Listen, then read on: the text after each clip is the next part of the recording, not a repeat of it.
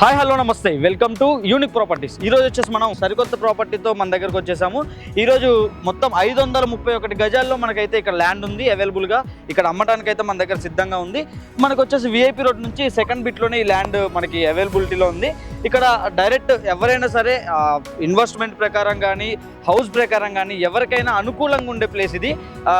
Investment చేసినా కానీ just ఒక 2 years లేదా 1 yearలో మీ పెట్టుబడి డబల్ అయ్యే అవకాశాలు అయితే చాలా ఉన్నాయని చెప్తున్నారు.